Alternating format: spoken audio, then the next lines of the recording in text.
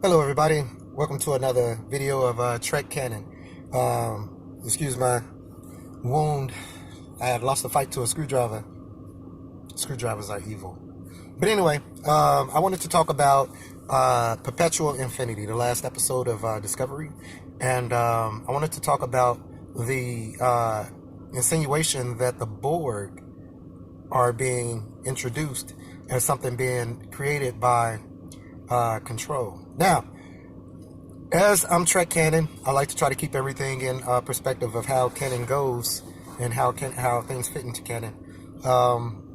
So let's try. First, I have to say that I do not believe that that's the route that they're going because of what we know about the Borg, what we know about the history of the Borg. Okay, so I don't believe that that's where they're trying. That's the direction that they're going to go.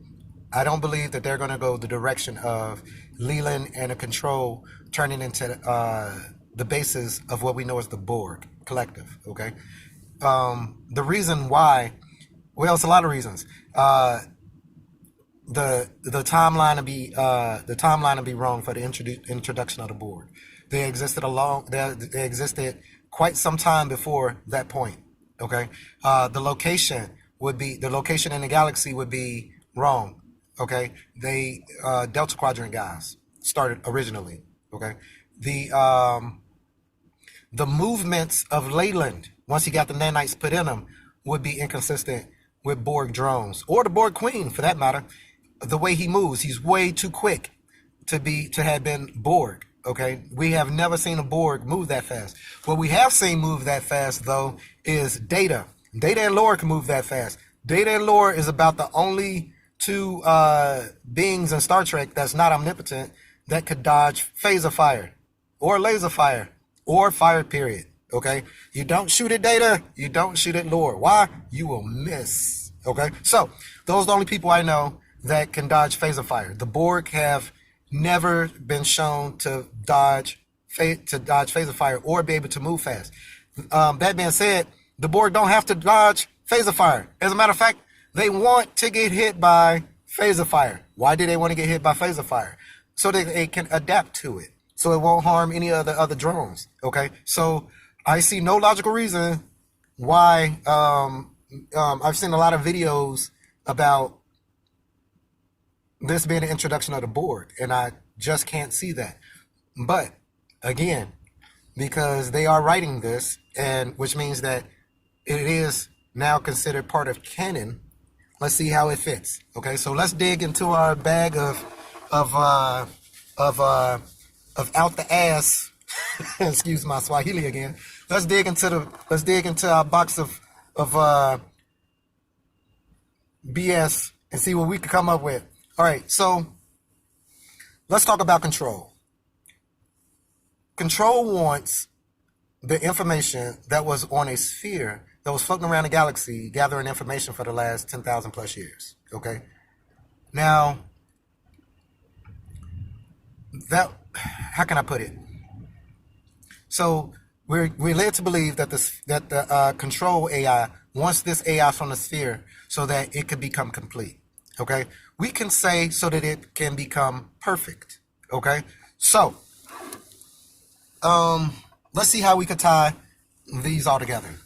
So let's say, for instance, control is responsible for the signals that's popping up around the galaxy that were originally thought had came from the Red Angel.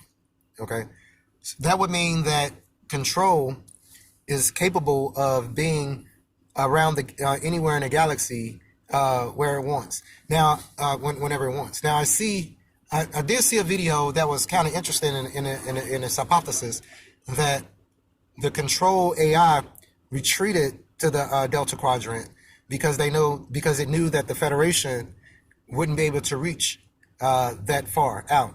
Okay, especially without the use of the spore drive.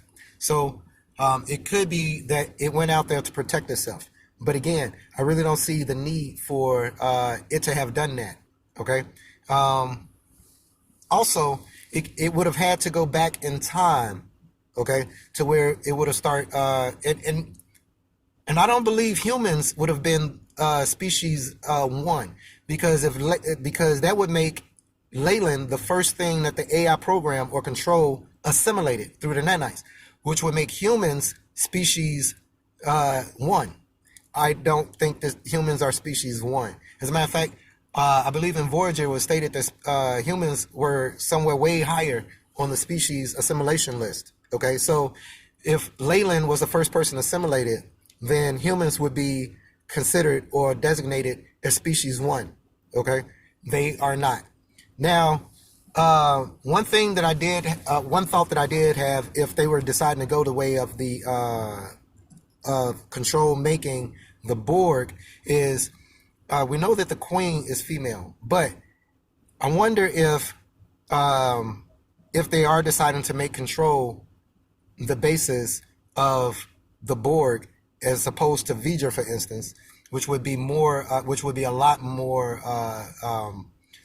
canon based if V'ger was the basis of the Borg. But if control is the basis of the Borg, they could have got the concept of the Queen from Empress Georgiou being assimilated, because she does have a very, very strong will, and it's possible that she overcame to a certain degree the nanite programming that control put in her, so that she would be part of almost an autonomous processor for the control or the Borg. But that's still a big stretch, and again, like I said, I'm pulling things out my fourth point of contact.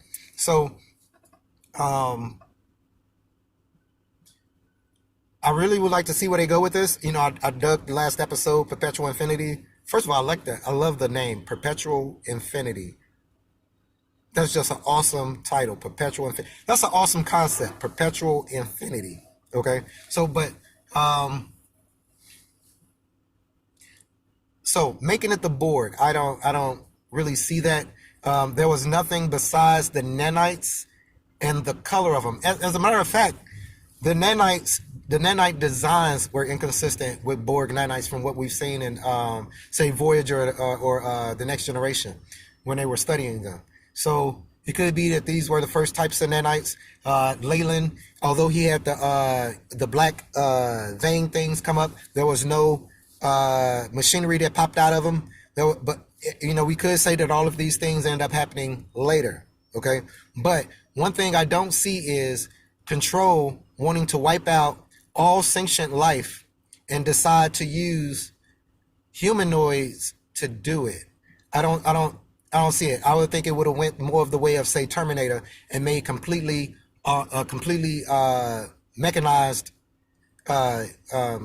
machines for that. Okay, instead of I guess diluting its perfection with humanoid DNA, or with DNA period. Okay, or especially with the DNA, especially with the parts of things that it feels needs to be eliminated from the galaxy. So, no, do I think that control is the basis or the foundation of what we come to know of as Borg? Not at all. Okay, again, I've watched Star Trek consistently.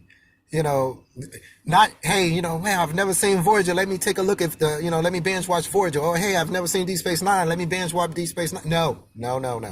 I came from back in the day where, you know, a new episode came on once a week, and you had to wait till the next week, a whole 7 days to see the next episode. But the great thing about that is that it gave you 7 days to process, you know, the events of that episode. So, you know, there's a lot of people who say they're Star Trek fans, and they got into it through, you know, oh man, Voyager, let me take a look at the whole series, or Enterprise, let me take a look at the whole series. And you know, I'm glad they did. You know, I would never knock somebody about, you know, joining a family of Trekkies, but you need a certain amount of time to process. Okay, just like if you read a book, you you know, you need some time to discuss it. Let some of the ideas and ideals sink in. Have time to debate it with yourself or with somebody else. Okay. Go over the pros and cons. You know, have time to basically go over what was presented to you. Okay. When you're binge watching, it's just this episode, and basically, I believe, just my opinion, I believe the input that you derive from doing that is basically, hey, I went through. It's basically a overall generalization of of what it is that of the topic. Okay, so as opposed to going through each chapter, and at the end of the chapter, like you do in school, end of the chapter, you take a test, you take a quiz. You guys might debate it. Okay, you guys in the class might talk about it. Okay, you do a paper on it. Okay, you might find some type of linking references, supporting references or something like that. But just reading the book straight through and then trying to have everybody talk about it, it's going to be some things that's missed. It just is. Okay, so again, I don't knock anybody who gets on and they make a channel and that's the basis for their information. I do not knock that, but I like to think that I have a little bit more thought when it comes to it. Like, for instance, I really need to make an outline, a script, or something about what I want to talk about when I get on to talk about Star Trek. But it's just that I have so much information about Star Trek in my noggin that I forget to do such things. But the Iconians, they should not and will not make an appearance in Discovery. The Iconians have been gone extinct, according to the Next Generation, for thousands of years. They were wiped out thousands of years ago. They would not be time traveling and making signals and all this kind of stuff. No. Even also, why would people think the Iconians would even make an appearance? There is no type of doorway technology that's been presented. You know what I'm saying? There's been no Iconian language or writings that's been shown or Easter egged to. So I don't know what people are coming up with the assumption that the Iconians would be responsible for anything that's going on in Discovery. So there we go. Now, what I do find interesting is that I was always wondering what timeline Discovery was in. Was it in a prime timeline? Was it in Kelvin timeline? Was it in a various other timeline or dimension or universe, I should say? Because there are quite a few timelines in Star Trek. And just in Discovery alone, the fact that Burnham's mother went back in time 800 or 900 and something times to correct things means that there are, according to Burnham's mother's perspective, there are 800 or 900 different dimensions and timelines that she's affected. Okay, so just like they say in Star Trek, when you change the history of, when you change history and time, you don't affect that timeline. You affect a timeline in an alternate dimension or in an alternate universe. So that's probably how Burnham's mother knows about Empress Georgiou being from another dimension, because it's possible that Burnham's mother has traveled through through a lot of those dimensions, which I happen to think are infinite, but at least 800 or 900 of them. So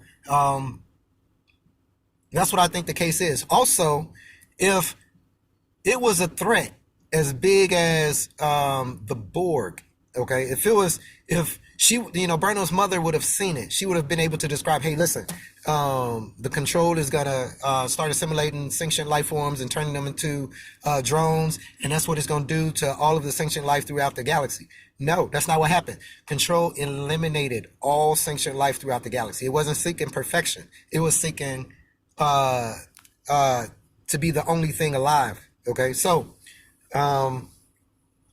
that's my little spiel on it. That's my little 2 cents. That's my thoughts. If you agree or disagree, put it in the comments. We could chat about it. I love talking about Star Trek, like I always say. And I appreciate you guys taking the time to hear me out. Have a good one. Subscribe and hit the bell if you like what you're hearing. Take care. Be cool.